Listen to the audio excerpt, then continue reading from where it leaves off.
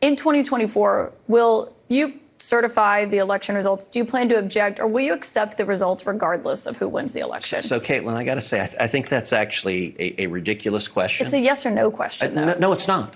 Believe it or not, Republican Senator Ted Cruz further disgraced himself in front of the American people during a brutal interview with CNN host Kaitlan Collins, who relentlessly fact-checked the senator and his lies and eventually just shut the interview off for his dishonesty and his refusal to commit to accepting the results of the 2024 election. But before we unpack all that, if you end up liking this video and you want to support the channel, please be sure to hit the like, subscribe, and alert bell before you go. All right, friends, we're actually going to watch this in its entirety. I thought about how to proceed with this. There's so many good clips, but then we would eventually have basically the entirety of the interview anyway. So we're going to unpack this together. Now, I want to point out, Ted Cruz is a liar and he's pathetic and spineless, but he's not an idiot. He was Harvard educated. He's litigated multiple times in front of the United States Supreme Court. By all accounts, Ted Cruz is enormously cowardly and unlikable, but very smart. And you'll see that Kaitlan Collins, who is young, I mean, she's not even 30 yet. She is a masterclass in journalistic integrity. She's getting better with each and every interview. And the courage that she faces going up against this veteran debater, veteran litigator, this veteran United States senator, relentlessly fact-checking his, endless wave of lies. It's really impressive. So we're going to play this and unpack it together in real time. The election, you were the first senator to object to the votes. Mm-hmm. In 2024, will you certify the election results? Do you plan to object, or will you accept the results regardless of who wins the election? So Kaitlan, I got to say, I think that's actually a ridiculous question. It's a yes or no question, though. No, it's not. Let me explain why it's a ridiculous question. It's not a question. Have you ever asked a Democrat that? Of course. What Democrat? But what Democrats? Hold on a second. What Democrats challenge it? What Democrats? I know. I've been down this road many times. But no Democrat. You cannot compare the two situations. We have talked about that. We've seen the audio of that when they protested on the Senate floor. Hold on a second. But has you ever had a sitting president who refused to facilitate the peaceful transition of power, refused to acknowledge that his successor won the presidency? So, A, we did have a peaceful transfer of power. I was there on January 20th. I was there on the swearing in. Barely. B, if you look at in 2000, Democrats went to the Senate, or 2001, Democrats went to the Senate floor and objected to George W. Bush. In 2004, they went and objected. And what did the president do?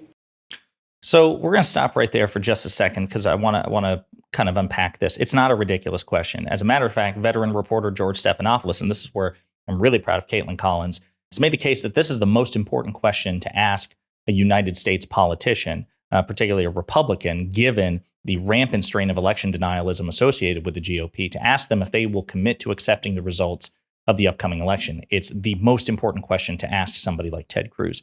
And then, of course, he tries to indulge in the false equivalence. And Kaitlan Collins is very quick to shut him down that, yes, while Democrats have objected to Republican victories in the past, particularly in 2000, with the election of President Bush, which again was decided with a margin of 500 votes in one state, Florida, and a right-wing Supreme Court effectively decided the election in Bush's favor, there was infinitely greater and more understandable predicate to object to Bush's victory. But you know what? President Clinton, a Democrat, and Vice President Al Gore, a Democrat who was presiding over Bush's victory, who was running against Bush, they accepted the results, they formally conceded the race, and they didn't scheme to try to overthrow the results.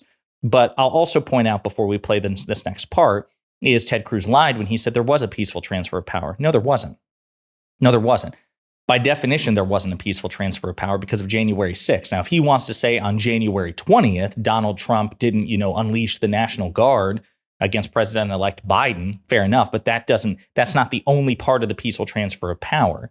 Donald Trump, before he left office, fomented a violent insurrection aimed at keeping him in office into a second unelected term. That is, by definition, breaking the peaceful transfer of power. But we'll continue. 2016, Democrats went and objected to Donald Trump. And so... Look, and what happened in 2016? Because I remember a guy named Joe Biden was vice president, and he went to the Senate floor and certified the votes. So do you Am I wrong? So you're asking, will you promise no matter what to agree an election is illegitimate regardless of what happens? And that would be an absurd thing to claim. Like, we have an entire election law system that people challenge elections. Elections get overturned. Voter fraud gets proven. That happens all the time. And the media engages in this weird game post Donald Trump that you insist no voter fraud has ever existed. Why does every state have laws in place to challenge voter fraud if it occurs? The media Why do you have election challenges? This isn't a game. There was no widespread voter fraud. You only ask Republicans that. Because it was Republicans who tried to block the transition of power.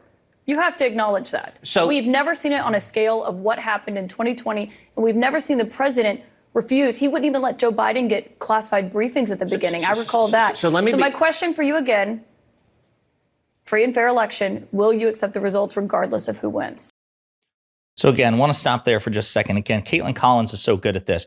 So Ted Cruz creates a straw man. He says the media insists there's no such thing as voter fraud. There's voter fraud in every election. There was probably voter fraud during President Washington's very first election. The question is, was there voter fraud on a scale which would upset the results of the election? And that's where Kaitlan Collins was really smart. She didn't fall into Ted Cruz's trap, the dishonest straw man. She says there was no widespread voter fraud, meaning there wasn't enough voter fraud to constitute a change in the results of the election.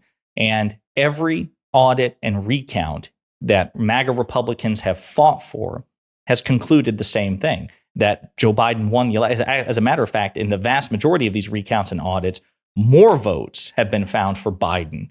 So it's just simply a fact. And it's good on her for pointing this out. Also good on her for pointing out that Joe Biden, as vice president in 2016, 2017, certified Donald Trump's victory. Again, Hillary Clinton didn't conspire with President Obama or Vice President Biden to cook up fake electors or to sue her way into the White House or anything like that. She conceded formally and publicly, and we went on. And even though no one was happy about the results of the election, Biden certified the results, and it was just a wildly different situation compared to 2020. Good for Kaitlan Collins. Look, if the Democrats win, I will accept the result, but I'm not going to ignore fraud regardless of what happens. But was there fraud in 2020? Of course there was fraud in 2020. No, there wasn't, and you still objected. You know for a fact there was zero voter fraud. Really? What's your basis for that? Show me your evidence. We've spoken with Governor Kemp. They did 3 hand recounts in the state of Georgia. The director of CISA said that it was the safest, most legitimate election. But you're saying zero voter fraud occurred. That's what you just said. Nothing that would have changed the outcome of that election. Okay, but that's a different statement. But no, it's not. Because if yes, it wouldn't it have is. changed You said there was no voter fraud. There was no voter fraud that would have changed the outcome of the election, and you know that, Senator. So what I know is that what I stood on the Senate floor and objected, what I called for, I'll tell you, I wrestled with what to do in that circumstance. And the reason I'm sure he wrestled with what to do in a way that would benefit Trump. Like, oh my God, what can I do with my limited set of options to try to throw this election to Donald Trump? There's no doubt about that. But again, notice how he tries to get her into a straw man. So you're saying there's no voter fraud. And then she again has to correct, okay, listen, there's no widespread voter fraud and you have no evidence of it. He also tries to shift the burden of proof. It was him and his side claiming that there was widespread voter fraud, which would shape the outcome of the election or alter the outcome of the election. So the burden of proof was on him and his party and Trump, and they failed to honor that burden every single time. We'll continue. And I wrestled with it is because I think there was significant voter fraud in 2020. And you wanted the 10-day commission, I know, but was there voter fraud that would have changed the outcome of the election? But do you know why I wanted a 10-day commission? Because I tried to look, I'm a Supreme Court litigator. I argue cases in front of the Supreme Court. I know. I tried to look through history and precedent, and the best precedent I could find was the election of 1876. 1876 was between Rutherford B. Hayes and Samuel Tilden. And what happened there were serious allegations of voter fraud, and Congress didn't throw its hands up and say, you know what? CNN demanded that I accept the results no matter what, so ignore the fraud. I got to go. But hold on. What did Congress do in 1876? How did the president handle it? What did Congress do in 1876? Senator, I have to know, you can't answer yes or no to this question. I'm asking a question. What did Congress do in 1876? You can't answer yes or no to this question. And Republicans, can you answer my question? Why are you refusing to answer my question? I'm conducting the interview with all due respect, Senator. And let me ask you, it's Republicans have twisted themselves in knots. It's just a yes or no question. I'm not twisting myself. I'm answering your question. You just don't like my answer. And what's your answer? Is it yes or is it no? So in 1876, what Congress did is it appointed an election commission. It consisted of 15 people. 5 House members, 5 senators, 5 Supreme Court justices.